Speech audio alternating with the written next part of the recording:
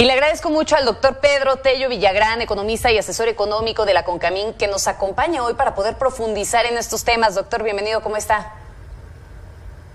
Magda, muy buenas tardes, gracias por el favor de la invitación, es un placer para mí.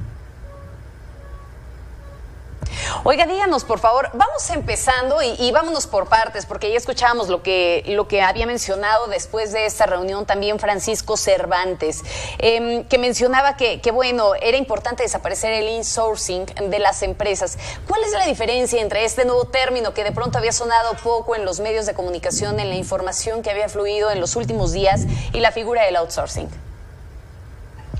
El outsourcing es una figura de contratación que se realiza de la siguiente manera.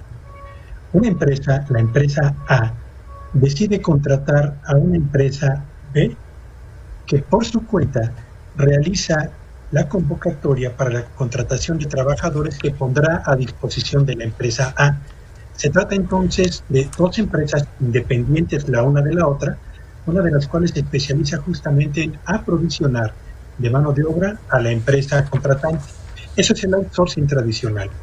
El insourcing significa que la empresa A decide al mismo tiempo crear a su interior otra empresa a partir de la cual contrata a los trabajadores.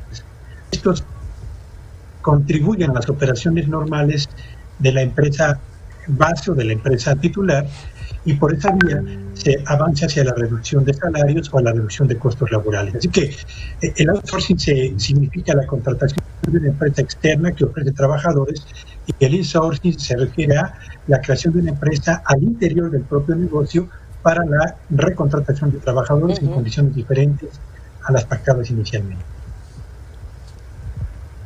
Pedro, díganos una cosa, con esta reforma que se va a discutir el próximo jueves en la Cámara de Diputados, ¿se van a acabar las actividades con las que se estaban abusando del derecho de los trabajadores? ¿O cuáles serían los claroscuros de esto que se va a discutir? A ver, yo creo que vale la pena empezar por poner en su justa dimensión en números de lo que estamos hablando por cuanto a trabajadores involucrados a través de la figura de subcontratación. En México actualmente hay aproximadamente 4,5 millones de trabajadores que laboran bajo la figura de subcontratación, sea por outsourcing o por insourcing. De esos 4,5 millones de trabajadores, Magda, las propias autoridades de la Secretaría de Trabajo y Previsión Social estiman que aproximadamente 2.900.000 están bajo figuras de subcontratación, que es ilegal porque no otorga prestaciones, porque tampoco reconoce la antigüedad en el trabajo de quienes están ocupados bajo esa figura, y tampoco les corresponde el reparto de utilidades correspondiente.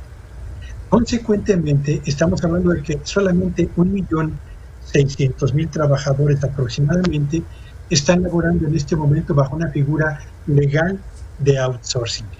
¿Qué impacto tendría la aplicación de la ley que se envió por parte del Ejecutivo a los legisladores pensando en la eliminación del outsourcing, tal como fue planteado inicialmente? Bueno, pues eso va a generar de entrada que por lo menos más de la mitad de esos 4,5 millones de trabajadores que hoy en día laboran bajo las condiciones de outsourcing o de subcontratación se vayan a quedar sin empleo, con el impacto desfavorable que esto traería en dos signos vitales de la economía mexicana. Uno, el mercado laboral, y dos, los niveles de ingreso y las condiciones de bienestar de la mayor parte de los hogares en México. Si se aprueba la legislación enviada por el Ejecutivo a los legisladores en los términos originales, ¿esto va a provocar la desaparición del outsourcing?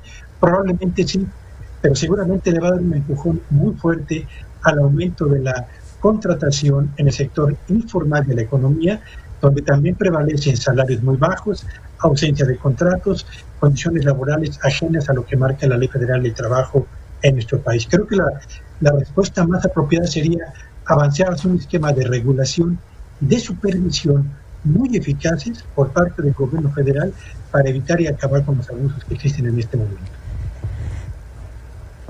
Doctor Pedro Tello, dígame una cosa, porque pues de pronto se hablaba también de riesgos que supone esta modificación, esta reforma que se plantea hacer, y ahora con lo que nos comenta, pues parece que la preocupación es mayor, ¿no? Hay quienes afirmaban que con la propuesta inicial que se tenía por parte del gobierno federal, pues se trataría incluso como delincuentes a quienes emplearan esta figura de la subcontratación, ¿no? Porque se está criminalizando una práctica que también busca la competitividad al mismo tiempo para que las empresas puedan llegar a ofrecer empleos en nuestro país.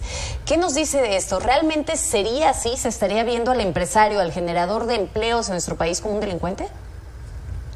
Sería un delincuente aquel que contratase bajo la figura del outsourcing o el insourcing a trabajadores para las operaciones de su propio negocio. Creo que los dos aspectos más importantes que en este momento están los empresarios tratando de cuidar son, por un lado, eliminar la criminalización de quienes acudan al mecanismo de subcontratación, y dos, garantizar que el proceso de transición que abarque la eliminación del insourcing o del outsourcing o de ambos sea lo suficientemente amplio como para permitir que las empresas que hoy en día operan legalmente bajo estos dos esquemas puedan adaptarse a las nuevas condiciones de la ley sin que eso les genere un problema operativo importante con incremento en costos o con pérdidas de competitividad muy severas. Ahí están, diría yo, los dos aspectos centrales que buscan los empresarios obtener en el corto plazo antes de que esto sea votado en la Cámara de Diputados. Uy, y ojalá y que sea reconsiderado y que se puedan llegar a acuerdos antes, ¿no? Aunque tal parece que por este timing de las fechas es un tanto complicado. Y bueno, ya que estamos hablando de la cuestión del timing, pues de pronto es difícil entender o alcanzar a comprender realmente cuáles son las decisiones del gobierno federal con base en todo el contexto de lo que estamos viviendo en este momento. Sobre todo en un contexto, doctor, en donde estamos viviendo muchísima incertidumbre para el sector empresarial, para los inversionistas que quieren llegar a nuestro país y pues de una crisis económica tremenda. ¿Qué lectura le da en este sentido? Yo diría que la radiografía de México hoy, en 2020, presenta evidentes luces, pero también sombras muy evidentes. En materia de avances relevantes, vale la pena señalar que tenemos una inflación controlada, tenemos tasas de interés también controladas, tenemos finanzas públicas relativamente bajo control, tenemos un nivel histórico de reservas internacionales, tenemos un blindaje financiero que le da al mercado cambiario mexicano cierta tranquilidad frente a un eventual ataque especulativo en contra de nuestra moneda. Pero en el otro extremo, Magda, están las sombras que definen el presente de la economía mexicana o de la sociedad mexicana. Tenemos un problema de inseguridad en ascenso que no ha podido ser contenido. Tenemos una emergencia sanitaria que sigue marcando la pauta de un presente difícil y de un futuro inmediato muy incierto. Y en materia económica, tenemos una economía que va a cerrar el presente año con la peor caída en materia de generación de riqueza en más de 8 décadas, con la peor caída en el empleo en más de 80 años, con un colapso importante en la inversión privada y, por supuesto, con una situación de incertidumbre y cautela que prevalecen las decisiones de inversión de los empresarios y de compra de bienes por parte de los consumidores. Así que tenemos una situación económica y social bastante difícil, a la que yo agregaría un factor que me parece que es quizás el de mayor peligro potencial en el corto plazo: un incremento sin precedentes en el número de mexicanos en condiciones de pobreza laboral y por supuesto también una reducción significativa en el número de mexicanos que hoy en día están o forman parte de la clase media. Y estas circunstancias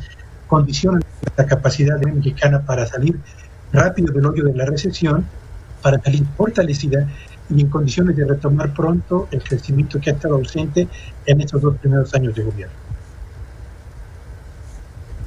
Y que bueno, para muchos especialistas también, doctor, pues mencionan que esta recuperación económica podría llegarnos hasta el 2025. Hay algunos otros que ven las cosas desde una perspectiva más optimista y que nos dicen, bueno, pues de pronto podríamos empezar a ver cómo se recupera la economía para el 2023, ¿no? Sin embargo, pues tal parece que el contexto es sumamente complejo y que esto podría llegar a continuar así mientras no se encuentre pronto una vacuna contra el COVID-19, mientras sigamos desatendiendo incluso pues todas las medidas necesarias de confinamiento a fin de poder contener un poco la pandemia y mientras sigamos en esta parálisis económica que además pues parece no tener avances cuando no hay una certidumbre para este sector, el sector empresarial. Muchísimas gracias, doctor. Gracias por el favor de la invitación. Muy buenas tardes a todos.